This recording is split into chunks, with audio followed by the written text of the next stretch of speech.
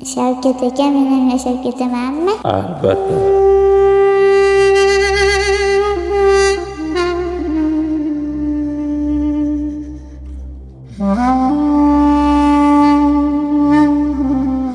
Ushbu videoni To'rtmucha sog' farzandlari bilan, ayoli bilan kelisha olmasdan ajrashib ketib, bolalariga pulini bermasdan yurgan qo'shtirnoq ichidagi nomard otalarga jo'natib qo'ying.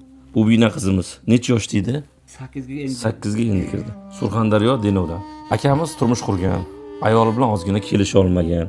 Ayoli boshqa turmushga chiqib ketadi bu farzand bilan birgalikda. Bu turmushidan 2-3 ta farzand ko'rgandan keyin bu bolasini opasiga berib qo'yadi. Bu bola dard chekkandan keyin doktorga borib ko'rsatganda bu bino qizimizdan rak kasalligi aniqlanadi va otaga murojaat qilib, farzandingda rak kasalligi bor deydi. Bunga ham 2 yil bo'ldi. Ota farzandini olib kelib, bor budlarini sotib, bosh miyasidan operatsiyani qiladi.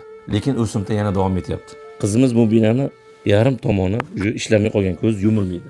Ota Alloh rozi bo'lsin, ximiyalar hamma yo'q qilib 2 yildan beri qarzga ham botib ketgan. Hozir biz Hindistonga to'liq ma'lumotlarni yubordik. Yana operatsiya qilib, bolani saqlab qolishda imkoni bor ekan. Kelinglar. Shu qahramon ota 2 yildan beri farzandini bolalar uyiga berib qo'ymasdan, begona qo'llarga berib qo'ymasdan, musofirda Toshkent viloyati Chirchiqqa kelib, bolasini olib kelib 2 yilda mana shu kvartiram bo'lib qarzga botib, bu yerdagi insonlardan ham Alloh rozi bo'lsin, qo'ldan kelgancha yordam berib kelyapti. Bugun 13-noyabr, haftaning payshanba kuni.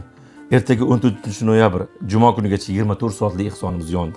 Operatsiyaga u yoq bu yog'i 10 ming atrofida ketar ekan. Yo'l kiralari, dori-darmonlar bilan 15 ming. Biz bir 20 ming qilib berishimiz kerak. Undan oshgan pulni yana haqdorga beramiz. 20 ming bularga qilib berishimiz kerak. Alloh rozi bo'lsin, bir bloger Yulduz sinimiz bularga 72 soatlik ochgan, harakat qildi. Endi baribir nasibi ekan, 18,5 millioncha pul tushibdi. Endi uni qarzdorliklarga yopib tursa ham, undan tashqari yana qarzdorliklar bor. Shu video sizni ro'parangizdan chiqdimi? Siz farzandingiz to'rtmuchasi sog'mi? Keling, shuni shukrini ado qiling.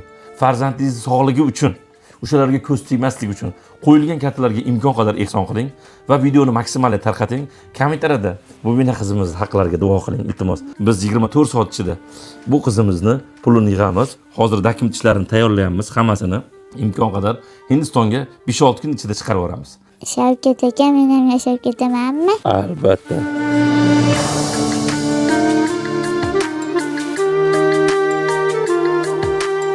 O'zbekiston xalqiga shu niyatim bor, hech kimni farzandi shunaqa kasallikka Xudo ravo ko'rmasin shuni. Hasbunallohu ni'mal vakil.